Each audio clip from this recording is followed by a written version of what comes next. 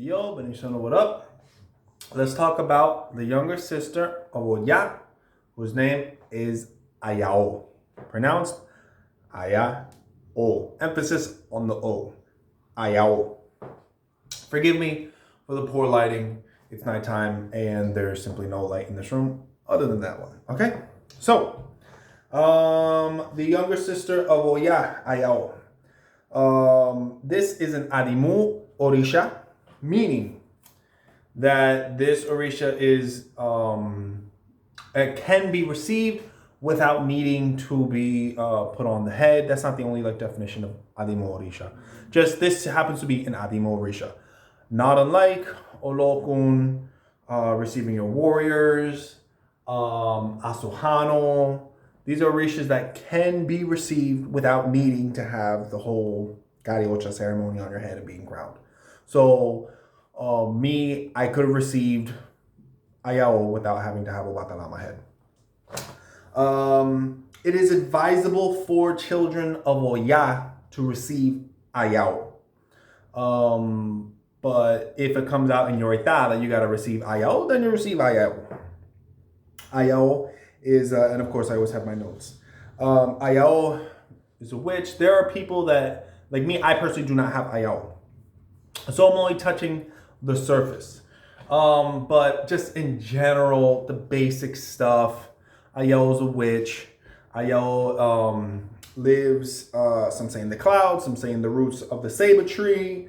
Ayaó lives in the eye of the storm, the eye of the tornado. Some say it's like if Oya is the tornado itself, Ayaó, other than being in the middle of the eye of the storm, Ayaó is the air that makes it possible. So it's like if Oya is wind, afefe, wind or breeze, like afefe iku, wind of death, breeze of death, afefe, then like that Ayaó is the actual air itself, and Oya is a movement of that air, if that makes sense. There's an interconnectivity when it comes to the Orisha. An example, if Ile is the fisherman, Tobia is the inventor of the fishing hook.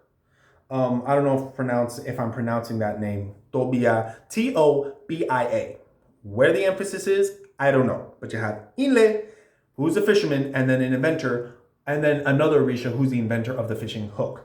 Another example, you have Ogun, who's always using the knife. He's associated with the knife, he's associated with metals. Check. But the owner of the knife is Owatara. There's Ochun, who's the owner of the mirror. She's famous for always having a mirror. But then you have another Orisha, Orungan, who is the manifestation of the reflection. So, you have one Orisha who owns something, and then there's like a detail within that something that's associated with another Orisha, or owned by another Orisha. I'm not going to say the name because I don't know it, but I could have swore that someone's told me or I've read that, like, for example, another example is like you have Ochosi, who like shoots the arrow, but then there's like another Orisha associated with the whistle that the arrow makes as it flies through the air. That it goes to the air. There's a whole Orisha associated with that particular sound, the whistle. So that's just an example. So if you have Oya, who's the owner of the tornado, Ayaó is the wind that is the air. That Oya is the wind, but with the wind needs air to make it possible, and Ayaó lives inside of the middle of the tornado, the cyclone. What else? Ayaó, multicolored, flowers, very feminine, very dark and mysterious. When I say dark, that does not mean evil. Who else is dark? Olokun is dark. Oba is dark. Or Obanani is considered a dark Orisha. Yewa, a dark Orisha. Orishaoko, Asohano, dark Orishas. Even Oya is a dark Orisha. Dark not meaning evil in any way, just like super mysterious, okay? Ayaó is a witch. What else? What else? What else? Yeah. Oh, and in some houses she's received as one ota, some two ota, some nine ota to be associated with Oya. Depends on the house. When I say ota, that means it's stones. So one stone, two stones, nine stones, and then the tools that you can see online. She's like associated with the snake, like Nanaburuku. What the tools represent, I don't know. There's two feathers, there's a book, it's in copper, and then there's a bow and arrow, like a little chosi, the arrow, and then with a little squiggly snake going through it. Instead of a regular straight arrow, it's a snake. What all that represents, I don't know. I'm not professing to be no leading expert on Ayaó. Another thing, because it's the second time I'm doing this video, Ayaó is one of the few orishas that if you do it in your house,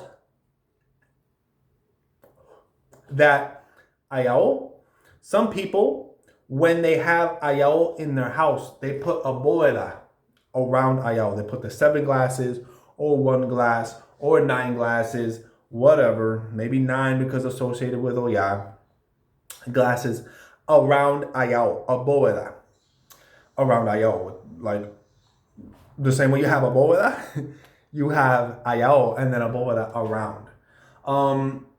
It's a whole different topic, but there are some orisha that in some houses, a person can have certain orisha. I won't say, like some have like some orisha with their bóveda.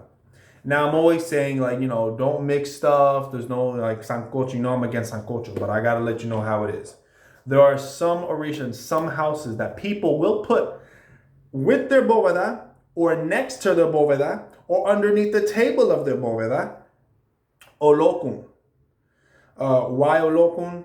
Because olokun is a dark, mysterious orisha. Olokun is associated with the dead. The largest cemetery in the world is the ocean. Many, many men and women and children have died at sea. The marineros, the pirates, and just people over history dying at sea. Oya, some people will put at their bóveda. Not underneath, but next to, or wherever it is it dictates within your ita. Not every elegua has to go behind the door. Maybe elegua wants to be hidden, maybe wants to be high, low, whatever, sitting on a pedestal somewhere. Whatever. So olokun, some people put underneath the table of the bóveda, some people put next to. Oya, maybe she wants to go underneath the table, on the table, or next to the table of the bóveda. And Ayaó can go next to the bóveda, with the bóveda, maybe underneath if dictated by ita, I don't know, but certainly not on the floor. Maybe there's other orishas, but as far as what I've seen and what I've been told by different elders and read, those are the ones that off the top of the dome can be with the bóveda. So that's an interesting point when it comes to Ayaó, that Ayaó, she has her own bóveda around her. And she is one of the few santos that can go on your bóveda table or next to or around. Because for the most part, you're going to keep your ocha stuff with ocha stuff, palo stuff with palo stuff, and your piritimo stuff with piritimo stuff. And there are outliers where you'd be like, okay, this elegua is gonna live with epiritimo stuff, or this echu gonna live with palo stuff, because there are a few outliers. This orisha is gonna live with the epiritimo stuff. I have heard of oh, this echu is gonna be living with your egun stuff. And when I say egun, I mean the jade egun and all that. So there are outliers. Ayaó is one of those outliers where she can and does live with the bóveda. And sometimes, if a person feels inclined or comes out in ita or whatever, to put that Ayaó with their bóveda. Yeah. Now the other side of that coin, now that I'm done with that spiel, but I think it's pretty damn interesting. The other side of that coin, there are those like Miguel Willie Ramos, who's an Oriate, an Oba Oriate, who advocates or at least explains, and there's like other houses. Let's see, Ayaó, you receive it, you're a child of Oya. You gotta go in with Ayaó before you're crowned Oya. The other side of that coin is Ayaó is a diplo orisha, meaning an orisha that was invented after the slaves got to Cuba. Or even we got orishas that came out in the 40s, 50s, 60s, 70s, 80s, 90s, up until today, where the origins of that orisha are at the least questionable, at the most completely made up and just made to make money. And there are multiple diplo orisha, as it would seem. I personally don't like that phrasing, diplo orisha. Like, I just say invented orisha. Interestingly enough, because there's an article by Miguel Willie Ramos, and he has other orisha on that list: Ayaó, Ogboni, who's in the court of Obatala, Iyamase, Borocoso, who's in the court of Ochosi. He says in this, this research paper or whatever, that they're diplo orisha. Now, when it comes to Ayaó, it also says in there that, interestingly enough, Lydia Cabrera, who is like the most famous anthropologist of Ocha and Palo, where she acknowledges Ayaó. So here's the rub. Apparently in Cuba, at some point, 50s, 60s, 70s, I don't know, there was indeed Ayaó on the island of Cuba. But that particular Ayaó, I believe it was one, did not give birth to any other Ayaós, which means that any other Ayaós that people are claiming to have in the U.S. Cannot be legitimate Ayaós, because in order to have one, it needs to be birthed from one, and it has to be able to trace its lineage back to the first. But I mean, if that were the case, then would that mean that everybody's Ocha is illegitimate because, this is an Afro-Cuban religion and tradition? Yes, there were examples of people hiding seeds, special seeds and herbs on their person, the slaves. Yes, there are examples of people, they swallow their otanes, meaning their stones of the orisha. They swallow them so they can bring them to the New World. But the fact is, ain't no one swallowing 5 river rocks and saying they brought Ochun over. What are they gonna do? Let's just be candid. What are they gonna do? Swallow 5 river rocks that they brought from Nigeria because they were slaves, and then they shit them out and they put them back in a sopera or something? I don't know. But the fact is, it starts in Cuba. So how that ties into, well, there needs to be one born from another, and all the Ayaós are illegitimate here in the U.S. because it has to be born from the first one. But even if that first one didn't come from Africa, I hope you know where I'm getting at, okay?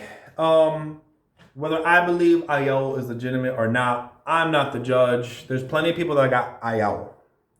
And the fact that Lydia Cabrera even acknowledges this, there's got to be some validity to it. But there are houses and certain people that say Ayaó is not a legitimate Ocha. And then many others that say, yes, she is a legitimate Ocha, who can indeed be received, whether it be 1 stone, 2 stones, 9 stones, otanes, whatever. And there's tools and everything, and you can receive Ayaó. And she works in your life like any other santo, like Olokun and any other one. Okay? So I believe that's it. I always try to show both sides of the story. And this particular Ocha has 2 sides of the story. There's no question about Olokun, about Orishaoko, or Watara Yamaya. But there's certain ones that some consider diplo orisha. There's somewhere it says, well, it seems odd that a lot of people have to receive this orisha or not, or people don't have this orisha, but there's like 5 people that do, and just suddenly someone in the 80s said, yeah, there's an orisha of this and this and this, and you got to receive it. It's going to be $500, and people just make up orisha. So I'm not the expert to say what's an Orisha and what's not, you know. But and I don't know the De Lagoon as to this is the De Lagoon, this is the old Lagoon that says you gotta receive Ayaó. I don't know that. I'm just here to report the news. Okay? So I hope y'all enjoyed the video. I know it was long-winded, but I hope you learned something different, something new. And let me know in the comments below who else you want me to talk on. They're very, very interesting Orisha. I want to get into talking about the paths because there are so many beautiful paths of Ayaó, Batalao, Chun,